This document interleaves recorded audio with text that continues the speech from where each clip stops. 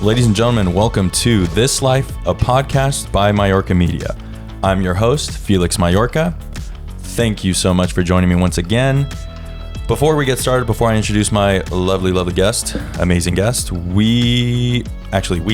want to remind you to please follow us on Spotify, leave a review, and 5 stars on Apple Podcasts. I've been seeing them on there, and I get hyped, man. It's freaking awesome. So please go ahead and do that. Also, big shout out to Local Hub for sponsoring this. As always, we are here at the Local Hub podcast studios, or they call it the media room. But right now, again, just a reminder. And I always like to remind or shout out Local Hub because they do so much, not only for myself, but for the community and remote workers everywhere.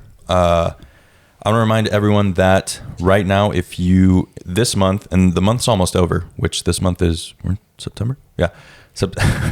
If you buy 2 months, then you get a third one free. And that's pretty great. If you're looking for somewhere to work, somewhere to just kind of be creative or just get shit done, Local Hub is the spot. Probably shouldn't have cussed during an ad read. Anyway. It's perfect. Today I'm sitting here with my good friend, Sergio Gutierrez. How are you, sir? I don't like that. See, your listeners that are not listening or viewing it as video, they probably think I just did a big bong rip. But it is coffee, everybody. Thanks for having me, bro. And this spot's really cool, man. I just met the owner. Super sweet guy. David. Shout out to David, man. Good dude. You know, we had like a 2-minute conversation, and he already had really great ideas on what else to do with the spot. And yeah. This is awesome. Love it. I'm going to turn my chair. So I met you. I was shooting something for, I almost said a Wild Barrel. Forgotten Barrel. A Wild Barrel? Forgotten Barrel winery here in Escondido, which check them out. They're super awesome. They're in a dope location. Right. And I showed up, and we were just talking about like the universe and how crazy it is. Yep. But I showed up to the shoot super early, and her name's Amy. I forgot what her title is, but she was like, "Oh, the event isn't on for another hour and a half," and I was just kind of chilling there. I could have gone home, but I was like, I'm gonna hang out for a little bit, have some wine. I walk into this room, and there's just paintings everywhere, and I see this like very colorful dude. See, that's why he called me lovely in the beginning, because he was looking at my lovely scarf. Exactly. So he's very like just stylish, colorful dude with long hair. And he's like, "What's up, man? Come on." Or I think you were talking to someone, and I noticed how like formal you were being, and you were just being super like laid back and chill. And I was just in awe of like all your paintings. I'm not trying to like blow smoke up your ass, but I was Thanks, like, man. Dude, I was like, man, I don't remember if you remember. I was just kind of like speechless and like, "Do you mind if I get a video of this?" And you're like, "Yeah, man, go for it." And I was just walking around shooting your paintings. But do you remember when we met? That was, Like last year? Yeah, it definitely was last year. It was probably like in the fall sometime, I want to say. I remember maybe summer. It was nice and cool. It was getting there. Yeah. But then we started talking, and you were like, "Oh, I need a videographer." And I was like, "Yeah, man, I'll throw some stuff your way." And right. I cut up something quick, and you've used that, which I think is so dope for your different marketing materials. But tell everyone what you do, because you're such you're a jack of all trades, and I mean, I'm just geeking out on you right now. Yeah, no, it's all good. No, well, and I just have to just kind of rewind a little bit and say he threw together a 30-second video, and I was like, and that's why I talked to you about doing more videos. I'm like, what this dude did with a 30-second video within a 24-hour period, I mean, I was blown away, honestly. And so thank you. So yeah, I mean, what I do a few things, you know. You do a few different things. I play a little guitar. I sing a couple songs. I just got involved with a champagne company, which I'm part owner of now. And what's it called? Barache. Yeah. You guys have an Instagram? Yeah, at Barache Sparkling. There you go. Yeah, and then it's barachesparkling.com. It's really an amazing product, but also, you know, like he said, I do artwork. I just try to have fun in life, man. My kind of motto is I want to do really cool shit with really cool people. Hell yeah. That's just it. And if I'm doing something and it doesn't align with that, then I don't do that. I do something else with cool people that's going to be some cool shit. Yeah. Like life can be pretty simple. Yeah. Yeah. I mean, I totally agree. How did you find yourself in this spot where you are right now? Oh, dude. Like, when did you start? Actually, let me make it a little bit more specific. When did you find out that art was something that you actually wanted to do, or even music? Like, what came first? I started music first. Okay. So music came at 15. I started painting around 23, 24.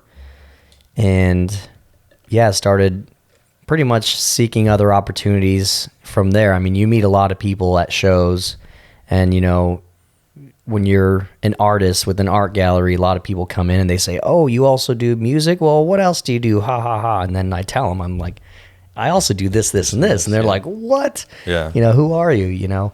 And I guess you asked an interesting question, you know, how did you get to where you are at this point?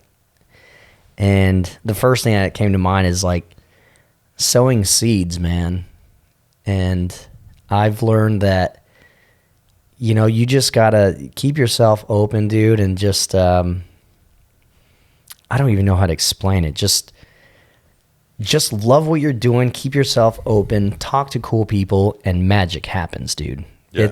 It's really amazing. That's actually something I've been learning lately, because before I was all worried about the money, because that's what you're taught. You know, you're if you're not making money, you're not successful. Right. And I was doing these little jobs for like $300 and $200 and making these like videos, and but I mean, I loved what I was doing. I was just getting frustrated with like the money aspect of it. Right. So finally I was just like, during COVID, I was like, well, I mean, I get what I get.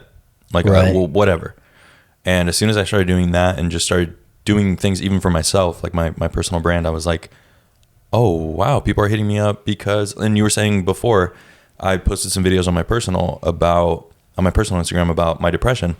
And dude, that was rad. Thank you. Yeah, it was so rad. Dude, it was exhausting. I sat there for like 2 hours and just talked to the camera, and afterwards I was like, ugh, like I was just drained. You're pouring yourself out, dude. Yeah. And that's a lot of like, you're just not doing this. It's just the emotion, I'm sure, was just unprecedented in your life. It was like a therapy session. Right. But that's kind of what sparked this, and that's what sparked me putting myself a little bit more in the camera and really working with people to make their visions happen, because I feel like we get so caught up in our own stuff, and we're just kind of in our own heads like, I'm not making enough money, and it's like you're kind of forgetting the foundation of what you started and why you started it. Right. And if you put the energy, I mean, we've all heard this, you know, that the universe matches your energy. And I learned this once I learned this, everything changed for me. But if you're like, gimme, Right. money, right? Me. Gimme, clients, money, whatever, gimme, what's the universe going to do? No, gimme. Yeah. Right. Yep. But if you're just like seeking opportunity on how to help people, or just a simple thing to do, dude, I love to just buy somebody a cup of coffee who's in front of me at Starbucks. Mm-hmm. Like, you can start there. You can start at $2.50. You know, people are like, oh, I don't have enough money to donate. Well, you don't necessarily need to donate, but just, you know, put a smile on some old lady's face, or anybody for that matter. Be like, hey, bro, whatever this guy wants, and then I'll order. Don't worry about it. I got it. Right. Bro. Little stuff like that. That comes back tenfold. Now, the more you do, you know, either more often or the bigger sacrifice, man, just know, and that's the hard part, to have faith that it's going to come back. Right. That's the hard part.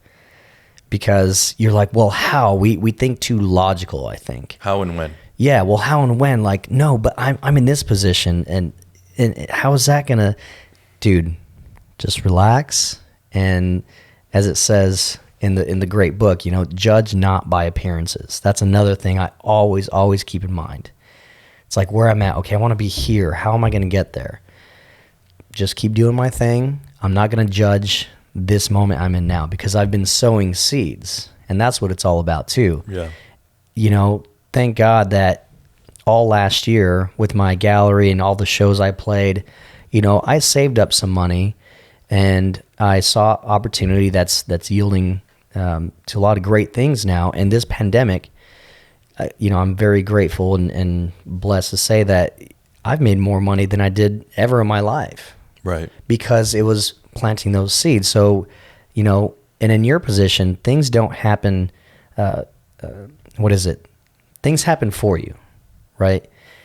This pandemic made you go a different route, even if it feels slightly, and now you're doing this. Yeah. And you're doing other things. Yep. You know, and that's amazing, dude. And you had to have somewhat of trust. Mm-hmm. Right? Yeah, I mean, trust the process. Joel Embiid. And Bam. I want to go back to what you said, that you've made more money during the pandemic. I think sometimes that rubs people the wrong way. And I've said the same thing. I'm like, I don't want to say that. And I've talked to other people that maybe work for themselves or were down in the dumps, and they've kind of hit that reset button of just like, oh, this pandemic actually helped me stop, look at everything, and reassess my life or my goals or my mindset. And now I'm more successful than I ever was because of that. Right. But see, I failed to mention that I've never given away so much money. Right. You know, when it hit, all the musicians were like, oh, snap, all our gigs are gone. Dude, wiped. Yeah. All the gigs just completely wiped. So if you're a musician making $2 to, let's just say, $5,000, which is kind of the average, you're making zero. Yeah. Not even zero. Not even like me, like $200. It's like zero. Right. Zero. Straight to zero. So this was my tactic. I was like, okay, a lot of musicians are going on and they're, you know, putting their Venmo and PayPal, and they're basically playing Facebook Live and Instagram TV for donations. Which that's awesome, you know, because that's just kind of like the surface thought, like, shit, my gigs are gone, I need money. Yeah. But which is normal. Which is very normal, very normal. But what I did the first gig, I called up my trio. I said, hey guys, would you be down to doing a show at Sensei Armando's dojo at Champion Eyes? I took photos there. Yeah. Oh, that's right. Right. And we'll do way too big for me now. I don't even remember when we worked together, but go ahead. Right. So we did the show, and I basically all night long on the mic, I just said, look, here's the Venmo and PayPal. 100% is going to go to musicians in need. Yeah.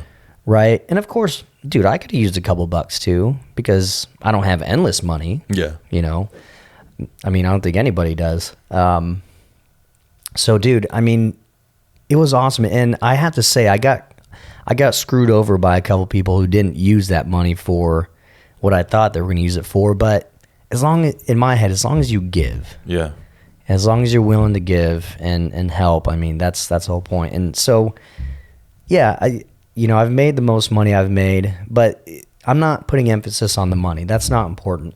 I've also given away more money than I ever have, but I also didn't let this pandemic energetically, because I think the whole world right now, and even when COVID started, before all the riots, everybody's energy was just kind of sucked. Protests. Yeah. Protests. Peaceful, fiery protest, mostly peaceful. Anyway, we're not getting political. Keep going. Right. I didn't let the energy just tumble. Yeah. Right. And I think him and I were chatting one time, and I said, look, dude, I do this meditation in the morning and at night. You sent that to me. Way before COVID. This started in 2019. And dude, it's all mind work. Yeah. It's all mind work, dude. If you can control this, nothing can control the outside. So speaking of I have to stop saying so. Anyway, speaking of Sensei Armando, big shout out to Sensei Armando. So Armando. And speaking of him, I'm actually going to have him on the podcast when he comes back from Mexico, but sweet. he told me one time, he's like, he's like, Sergio. I was like, yeah. He's like, his mindset was never like this. Like he had the talent. He was successful in that way, but the mindset part just wasn't there. And I'm a big believer. My first episode was on mindset, and I was on growth mindset. Right. And I put it in terms of kids, where this is how I learned about it. Was a kid couldn't shoot a basket, and he was like, I can't do it. And then the rec leader or whatever, the after school program person in charge, right, was like, you can't do it yet. And he was like, try it this way, like a little granny shot. And he kept trying. He's like, I can't do it. And he was like, okay, well, let's go to a lower hoop. He finally did it. Right. And he was like, oh my God, I did it. And then he kept doing it, and he kept doing it, and he kept it. And then finally he started trying, overhand. Right. And in the smaller hoop, he started doing it. So then he got that confidence to go even higher. And that's that little bit of, boom, I can't do it yet. Or I'm not making this amount of money yet. I'm not dating this girl yet. I'm not, if you throw that little word yet, it opens up so much, and so many of us forget about that. But what was your mindset like before, and what results was it yielding?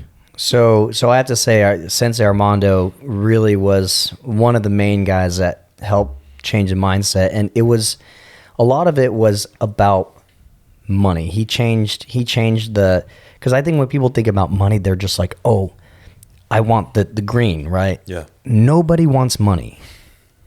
People want what money can do. Because this green stuff, nobody wants a piece of paper. Yeah. Throw in the trash. Nobody wants it. Not even the bank wants it. You put it in the bank, it turns into numbers on a computer. They give it to someone else. And they give it to someone. Not even the bank wants money. Right. What we want is freedom. And this is the way he helped me. There's this one story that I tell quite often. We were in Oaxaca, Mexico, and it was our last night, right? We were partying, having a good time, a nice hotel. And, we had dinner with a couple of his friends who were, one was in the government and the other one was a dentist. And, these guys are smart dudes, know. And different perspectives too. Right. So we were all having a good time, and the bill comes. And Sensei Armando, we're just in the moment. The bill kind of slaps on the table, and he goes, "You're buying." And I was like, "Oh man, I can't afford it." Yeah. And he goes, "You're buying. Trust me. Stop. You're buying." That's such an Armando thing to and say. I was like, "Oh man," but I did it. I just put my card down, and I was like, "There goes all my money." Yeah. Right. But that taught me a big lesson, man. Because it's a lot of stuff he taught me before that and after, but it's just like going balls to the wall. And I'm not saying spend all your money on, partying or anything, but right. I guess what I'm trying to say is like, don't worry. Because the only reason why you're worrying is because you're not working hard enough. If you knew you were kicking ass and you were seeking opportunity and you're writing the 5 emails a day to 5 different people and you're making the phone calls and you're studying and working on yourself, why are you going to worry? Right. So I think a lot of it is like, oh shit, I can't afford that because I'm being a lazy ass and I know what I should be doing and I'm not making the money I need for me and my family or whatever because I'm not doing a lot. I'm watching Netflix. I'm, getting a new tattoo. I'm, spending it elsewhere that doesn't right. really matter and won't come back to help you out. Right. I think a lot of people who are struggling financially, and don't get me wrong, this is not a blanket statement. I know, there have been hardworking people who are losing their businesses and it's just not a good thing. We're living crazy times. That's an understatement. But, I would like to see what they have done with their time just this past week. I actually have an app on my phone. It's called, I think it's called like Screen Time. Yeah, Screen Time. And did you know that people spend at least 4 hours on their phone? Yeah. Have you watched that documentary? No, I haven't. The Social Dilemma? No. So it talks about, I don't want to, this is going to be like a sidebar, but if you haven't watched it, watch The Social Dilemma. Now, when you go into a documentary, actually, before we keep going, okay. finish your thought, and then I'll talk about that. Well, it's just like, you know, again, I would just like to see the people who are complaining that they don't have opportunity, or they don't have money, or they can't do this because of this, or they won't do that because of that. It's like, you know, how much Netflix are you watching? How much time are you spending on your phone that's not being productive towards a goal or several goals? You know, how many books are you not reading? Yeah. How many people are you not meeting because you're like, oh, I don't know what to say, or oh, they're a bigwig. I feel inferior. Like, I just read a book called Killing Comfort, and it's awesome. It's just all about getting rid of all that shit and beelining it. Yeah. Don't even think of what to say. Just introduce yourself. Hi, I'm Sergio. How are you? That's where it starts, dude. Right. Even picking up chicks. Everybody wants like that. Oh, what's the best pickup line? Hi, I'm Sergio. How are you? Boom. It can be that simple. Anyway. And I think people are scared of that rejection, though. And it's like, dude, rejection is a part of life. Like, let's go back to, because that's what resonates with people. When you go up to a girl and you say, hi, my name is Felix. What's your name? If they're just kind of like, oh, ill. It's like, okay, that's fine. Right. And then you have that kind of negativity in your head of, this guy's going to hit on me and try to have sex with me. And I try to, like, my intentions weren't that. But right. I mean, if your intentions are that, then you should probably get rejected. Right. But if they have that thought in their mind, then it's just kind of like, okay, well, that's fine. Move on to the next. Right. And then if the other one's just kind of like, oh wow, he's cute. He came up to me and they noticed that, then we get the ball rolling, and that's how it definitely starts. And I'm sure you've gotten rejected a ton, even in your business and life. Like I've gotten that rejection, and I'm like, okay. You know, yeah, there's a good Garth Brooks song called Thank God for Unanswered Prayers. You know, and that kind of goes in line with being rejected. You know, when you want something and it doesn't happen, you're like, oh, you get down on yourself. You don't want to try again. Right. But then if you keep your eyes open, your ears open, your heart open, your soul open, dude, just boop, go that direction. Yeah. You'll find something. Yeah. 100%. You know. Well, I'm going to get into that documentary, but first we're going to take a quick break, and we will be right back. Sweet. Ladies and gentlemen, this beer break is brought to you by the one and only Wild Barrel Brewing. Is it on video too? It is on video, right here. So I'm doing a beer break here with my friend Sergio, and today we're trying the Weiss Papaya Mulberry. It's a sour Weiss style. So I never really learned how to say that, but yeah, I'm going to be honest. I've had this one. I don't like papaya, but I love this beer. Like, it doesn't, you've had papaya, right? I love beer and I love papaya. There you go. I love beer and I love papaya. So like I said before, I don't really like papaya. I don't like the smell of it, but this beer is freaking bomb. This is Sergio's first time trying it. There you are, doing these cute little cups. I've never drank in my life. Yeah. Is this going to get me drunk? I hear you're not a big alcohol guy. Oh, yeah. Cheers. First time for everything. Cheers. There we go. Is that bomb or what? That was really nice. Very good. The mulberry, you can definitely taste that. Mm-hmm. It's not very overpowering. It's not sweet. It's sour, but it's not too sour. See, and I think people wish papaya tastes more like this instead of how papaya tastes, because papaya can be a little bit intense it has a weird, I don't even know how to explain, like the sensation / taste. Well, I mean, it smells like shit. Yeah. Well, okay. Let's start there, dude. Well, you know, all right. I'll be very honest. The first time I tried papaya, it tasted like I was eating vomit, but with the slightly less vinegary, nasty taste / smell. We're definitely putting people on this beer.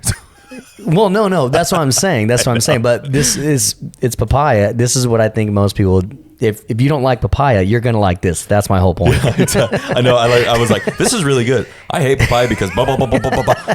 But this is good. Yeah. So you can find Wild Barrel at their Instagram is Wild Barrel Brewing, and their website is wildbarrelbrewing.com. They have a spot in San Marcos and one in Temecula.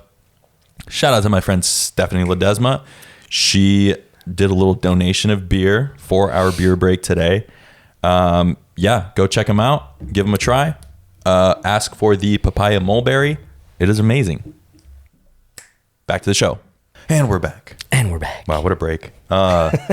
So speaking of, we were talking about screen time and all that. I think this goes hand in hand with mindset, because we do get caught up in our phones and social media. And obviously that's such a blanket statement, but this movie, and I want everyone to watch it. And I want you to watch it and going into it, just be skeptical about it. I think watching documentaries and all that, like, it's cool. And as a filmmaker, I love documentaries now because they're so cinematic and they have that, pay attention to that lighting and the cuts. And this is a great example of that. But it speaks on more. So The Social Dilemma, it's on Netflix. Speaking of, stop watching Netflix so much. It talks about the psychology that goes into what's going on in social media right now with Facebook and all these ads and targeted ads. And while sometimes it's cool, because that's how I bought my boots. I saw a targeted ad and I was like, oh, dope. But it goes into what these companies started this as, which is, oh, this guy wants a new belt. Let's throw some belt ads. Into now, oh, this guy, hates, I don't know, a certain race. Let's throw these ads in there, or this event that has been, white supremacy event, I know that sounds like insane, but they start talking about that, and pretty much what they do is they parallel everything with this fictional character. He's a kid, he's 15 years old, and it shows how he's just hooked on his phone. And what's crazy is that I was watching it on my phone, and I had headphones in, and I was getting ready to come to work. And because usually when I watch stuff, I watch it on my phone while I'm doing something else. So they would occasionally have that sound of the iPhone, a new message. Yeah. And I would grab it and I'd be like, oh shit, it's part of the thing. And then it happened like 3 times. And I was like, and it wasn't even like oh, I think I got a message. It was like, oh shit, someone texted me. Which then you're like, oh my God. That's crazy. We're in it, man. So this whole like social media thing, and there's so much to it, but even the documentary, if you watch it, and I told someone that works here, her name's Chelsea, shout out to Chelsea. She told me about it and I had seen it and I was like, I don't want to watch it. She told me about it. She's like, dude, it's crazy. So I started watching it. And as a filmmaker, I watched it and I noticed the way I make my videos is quick cuts, because our attention spans are like abysmal. They're at like 2 seconds, I think now, because of we just scroll. So my thing is always movement, lighting, and quick cuts, because that's what people want to see. People want the information quickly and they want to be entertained. So that's how this was filmed. They have the amazing lighting. They have, in between someone talking, they have like an infographic, which is pretty much like a little cartoon with information. And then they throw in this little kind of film movie about this kid. And they sync it up with what one of these old Twitter executives is talking about and how you're targeted. And so even the freaking documentary, like, pay attention to things you watch now. They're so much different than, like, for example, Rocky. Everyone knows Rocky. Rocky was like 3 hours. It's like a 3 hour film. All the movies in the 70s were like 2 hours, and they just kind of drag on. And even watching it took me so long to watch The Godfather. And after I watched it, I've never seen it. Yeah. After I watched it, I was just kind of like, oh, that was okay. But then I find myself watching like documentaries or these kind of new films with this amazing lighting and quick cuts and things are blowing up and because our attention spans have switched over so much. And not only the attention spans, but we crave the lighting and the right. I mean, look at this podcast.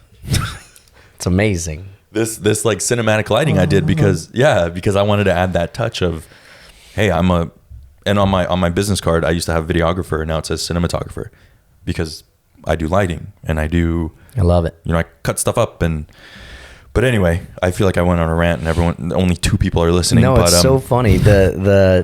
What is it called? The social dilemma. The social dilemma. So I was talking to my buddy Vinny last night. He's a badass race car driver. I just drove Lamborghinis with him and stuff. Right. And freaking crazy in Vegas. And he sent me a screenshot last night. He's like, "Hey, bro, I'm about to watch this. Have a good night." So that's just kind of funny that we're talking about it. He was watching the thing? Yeah. Dude, you gotta watch it.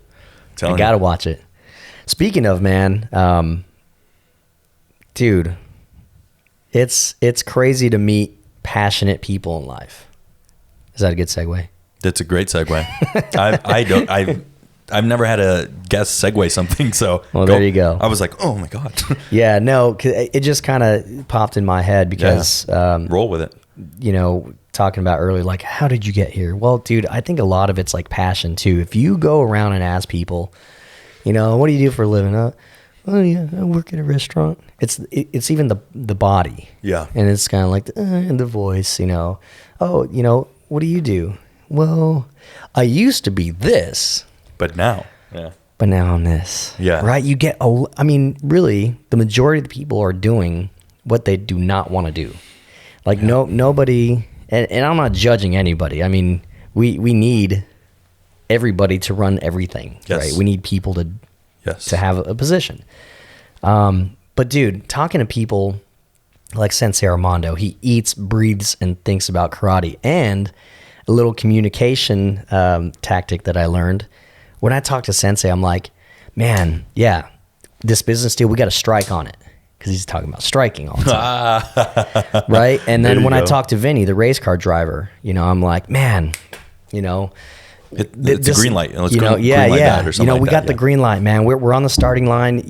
We can see the turns on the tracks. We just got to hit the finish line. Yeah. And it's crazy, the contrast between talking to people who are like, I just do this.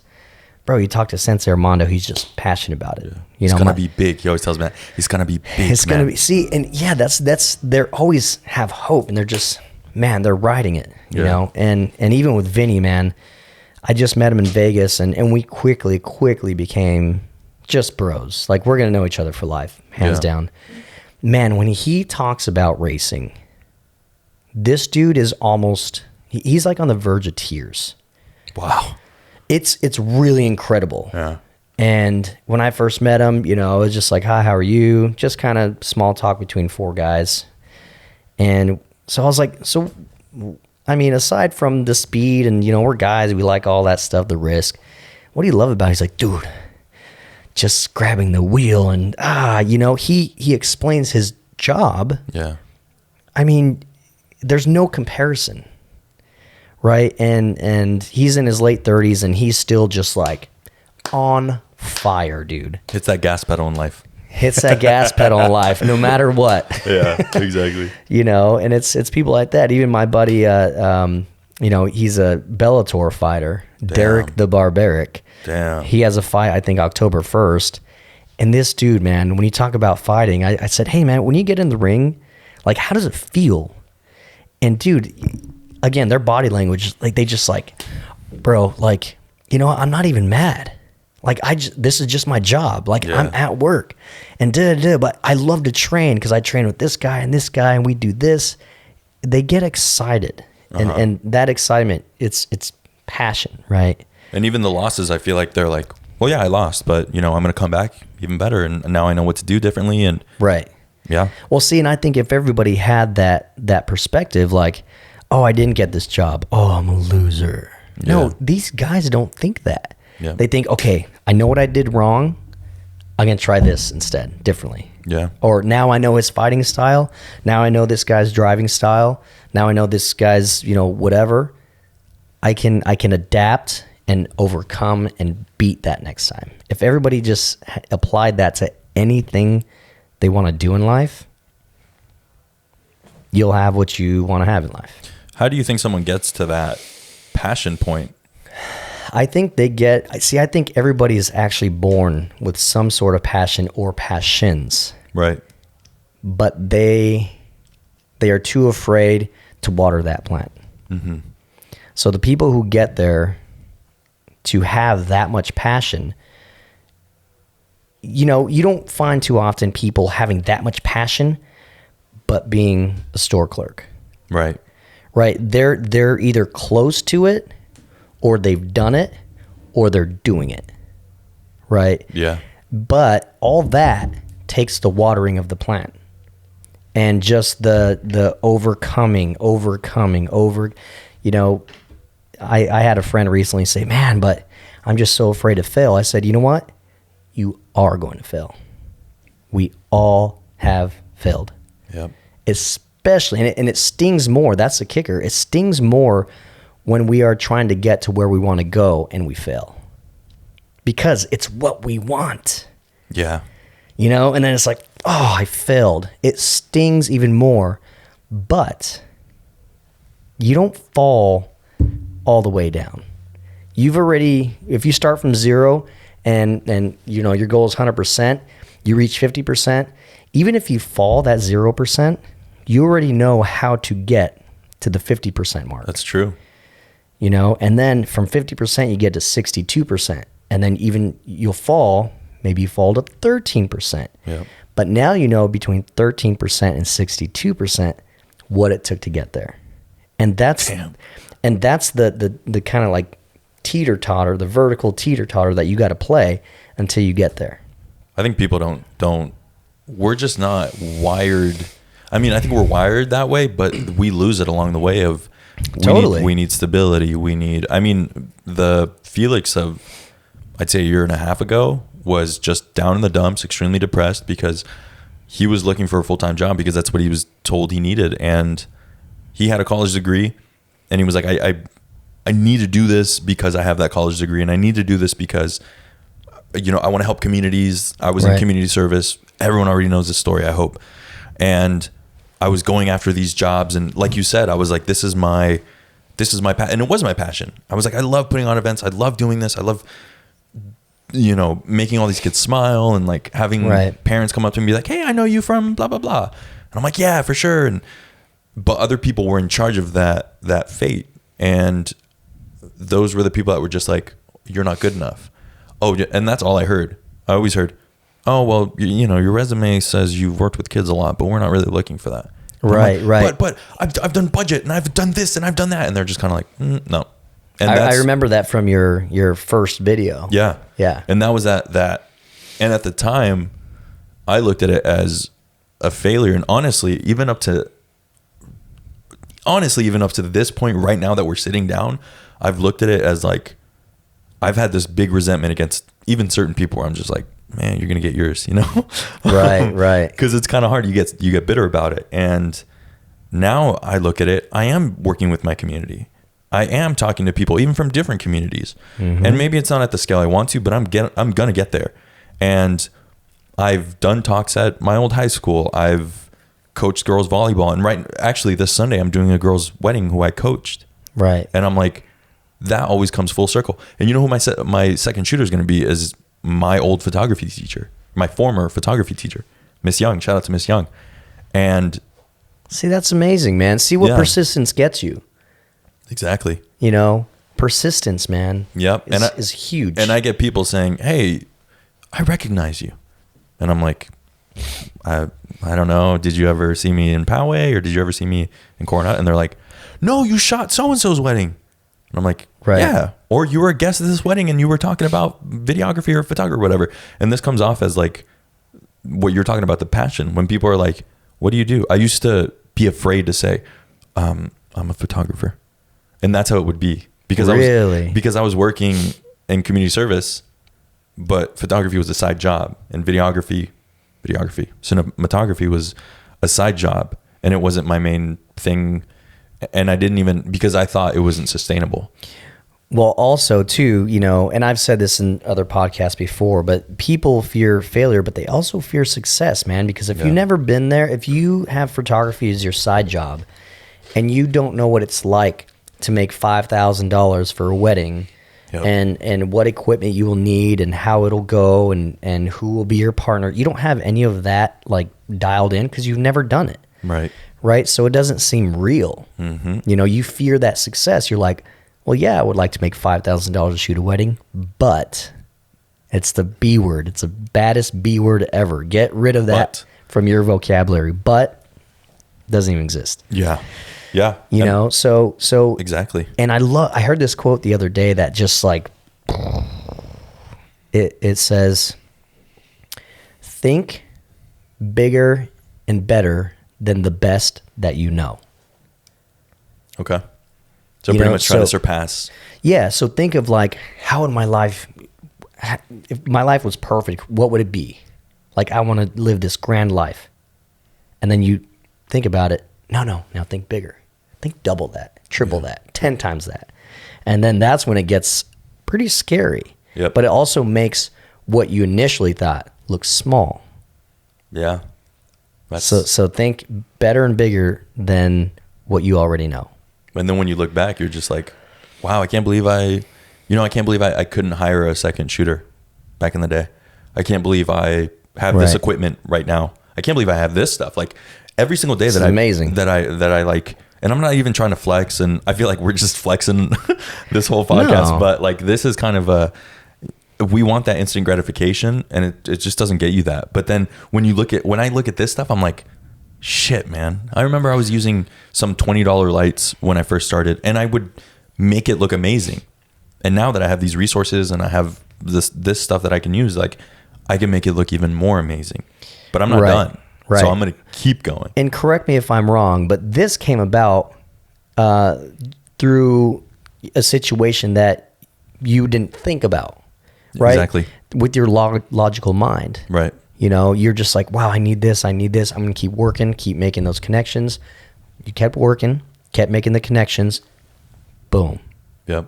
I think that's like a physical, because you can't always see that kind of success or the steps you're making. I think this kind of is that physical, I don't even know, like that's the object that I look at and I'm like, wow, yeah, I've definitely come a long way, because I hear other people, you've come a long way, and I'm like, nah, whatever. Well, yeah, and in a big thing, so when you got this, it wasn't for money per se, right? Right. So, and I find that in a lot of successful people, they are always willing to do like the bartering system. Scratch my back, I'll scratch yours. Exactly. You know what I mean? Because let's be honest, you were going to get that money and maybe go out and buy that. But if you got that lump sum to buy exactly that, you'd probably be like, well, I kind of need this too. So I'm just going to like spend a couple $100 here, and then I'll just wait to get that. Right. And that's what pushes back the process. Yep. So this whole bartering system actually helped you speed up the process of where you're at right now. Yeah. So for those of you that are pretty much lost right now, I actually got this light from someone that I was working with, and this was in the beginning of COVID, and they were just like, things are moving fast. Things are moving backwards faster than I thought. And I don't think I can really pay you for this. And I was just like, well, I need money, man. And he was like, yeah, so do I. And I was like, okay, I'll shoot some stuff for you. This is something that I've had my eye on for months, maybe years. And he was like, okay, I'll buy it. And, you know, we made this trade. I don't like working for free. So I'll trade for sure, 100%. But, and again, correct me if I'm wrong, but he probably said, because I know you're talking about, he probably said, what do we need to make this look badass? And you said, I need this. And he's like, okay, let's do it. Yeah. Exactly. Right? Is that the way it went? Exactly. So this was, I mean, it helped him, it helps me, and everyone's happy. Right. 100%. See, but it came about, again, just at the point being, came about not through your logical head. This could have, if you were like, oh, I got to get the money, get this light, so I'm not going to do this work because, you know, it's just going to take too long, and I don't have pro gear. No. Exactly. You were in motion, and then this came about. All right. This episode of This Life is brought to you by Picnicked. Picnicked is a business owned by a friend of the show, Anna Lee. She was actually on the podcast with her husband, Frankie. It is a picnic business, excuse me, that is a mouthful, that you can book at a beautiful location here in San Diego. Their Instagram is at PICNICKED_. That's at picnicked_. If you book them for the months of October and or November, you get 10% off when mentioning ThisLife. So go to their Instagram, check them out. Annalie does some amazing work. You can customize packages, customize where you want your picnic. Special occasions, no occasion, it does not matter. Give them a big, show them some love. Go follow them at PICNICKED_.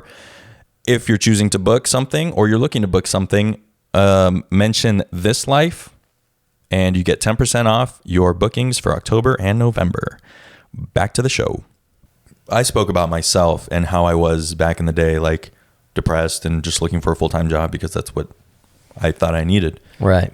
What were you like before you even thought this was a possibility? Did you think this was a possibility, or what was that mindset like? I did, and I think everything starts at home. And I was very, very, very fortunate. My parents still this day are still together.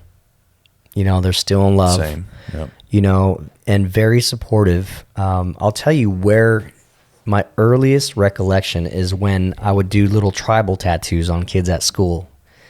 And I think this was like 7th grade, 6th grade maybe. Right.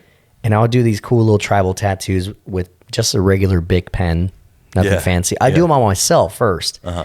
And the kids are like, I'd want one. I'm like, cool, give me $1. Yeah, dude. Right? It's like those kids that would sell candy out of their backpack, $2. Yeah. And they'd get in trouble for it. Yeah. It's like, come on, let's teach some entrepreneurship. let that shit roll, man. Exactly. Yeah. So I'm like, yeah, pay me $1. So I'd do like, a little thing for $1, whatever. And this went on for, probably like a week. And I approached my mom and dad and I was like, hey, can we go to Walgreens? I need better pens. And they're like, well, for what? And here's the thing too. We were broke when we were young. So I know buying a pack of pens for like $12 when we can buy a pack of 50 for $5. Yeah. That's a big stretch, Told them and they're like, cool. No questions asked after that. Right. They just want to know why, right? Mm-hmm. But no questions asked after that. I said, well, I'm doing little tattoos and I want better equipment. And so I can do a better job, right? And so here's the deal. Without even knowing like that I was being a businessman or business kid, once I got the pens, I started charging like $2. Yeah. Right? Because, hey. The value goes up. The value goes up, man. I have values. These pens are they're the shit, you know? And so, and that's how it all started. And so going back to your question, it starts at home, I think. And to those, and I don't know the struggles of people who have had their parents beat them down physically, mentally, emotionally all their lives. Like, I have no idea what that's like. I can only imagine. Yeah. But that's why that's why the mind is so strong, man. If you can take a hold of this, nothing else can take a hold of you. But I was very fortunate before I even got into the music and the art, just to have parents who were like, yeah, what do you need? Let's roll. That's awesome. I'm lucky enough to have that. That's even now that support system and I always talk about my mom on here because my dad's like a more quiet guy. He was in the Marines and he supports quietly from the sidelines. Whereas my mom's that mom that's like screaming, yeah. Right. I played rec basketball in 5th grade. Oh my goodness. Yeah. And shoot it. And that was my mom. And my dad would just go, yeah. And that was it. Nice. So I think that's like one of those, another representation of just how they support me. But how do they, what do they say now that they see all the stuff you're doing? It's kind of funny. My mom asked me, I was on the phone with her yesterday, and she's like, son, are you okay? I'm like, yeah, why? What's up? You get enough rest? I sleep like a baby. Yeah. How are you doing on money?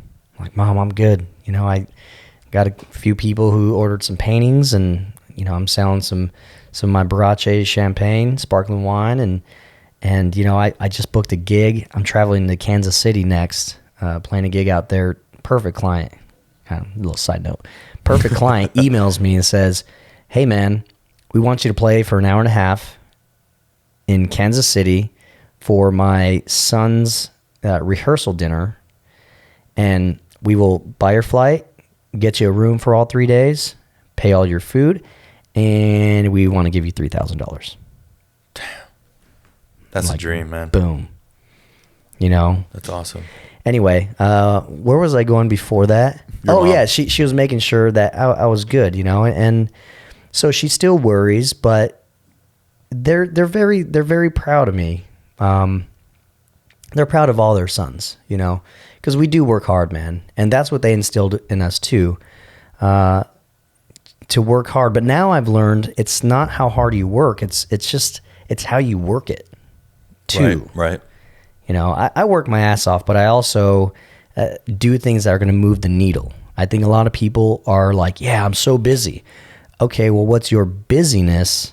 Is that moving the needle to where you want to go? Right. Because you can do a lot of shit to pretend like you're being productive. You're just spinning your wheels. There's a huge difference between being busy and being productive. That's actually something I learned from you. I told you, or I was like, I don't remember, we were on the phone and you were like, yeah, man, what are you up to? And I'm like, oh man, I've just been busy, you know? And you're like, are you being busy or are you being productive? Right. And I was like, that like blew my mind. I remember, because I was just like, holy shit. Right. And then, You're right. then you get to cut the fat off some things. Like you're like, oh, why am I doing this now? Like it's not necessary. Exactly. You know what I mean? Yeah. So yeah, so my parents, they're stoked. I'm doing a lot of cool things that I just never even really dreamed of. And I just tell them all the time, like, I'm working very hard because, you know, people, they'll have like their 10-year plan or their eventual plans on, you know, how much money they want to have, the family, this and that. Well, one thing on my list, which nobody has, is I want to retire my parents. That's awesome. That's like on top of the list.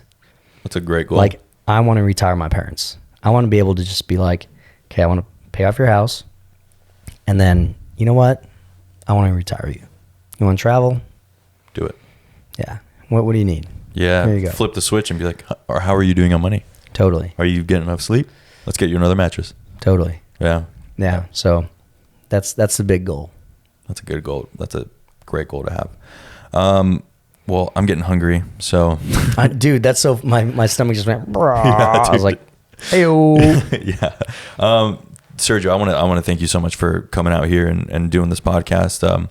Where can people follow you or find you? So, of course, IG, Sergio's Art and Music. You can check out my art website. It has videos and art for sale and just a gallery, all that good stuff. SergiosFineArt.com. And then my music site, which also has videos and photo gallery and booking information, SergioGutierrezmusic.com. So Gutierrez spelled Gutierrez. There you go. Bam. And also, the new thing, BaracheSparkling.com. Right. Check that out. It's not your typical, we can't call it champagne. It's not from Champagne, France. But it's infused with vodka, so it gives you a little more kick, 16% instead of like your 11%. We have the Moscow Mule, the Cosmo, the Lemon Drop. I'm part owner after the first sip because this stuff, it's delicious. It's not sweet. It doesn't taste artificial, and it fills a really good place in the market. So. Damn. Gotta get some in the studio, huh? Yeah, buddy. Oh, wink, wink. Yeah. There you go. All right. Maybe next, when you bring Sensei on, I'll just be in the back and I'll just be pouring you guys. Pouring it out, yeah. Sweet. There you go.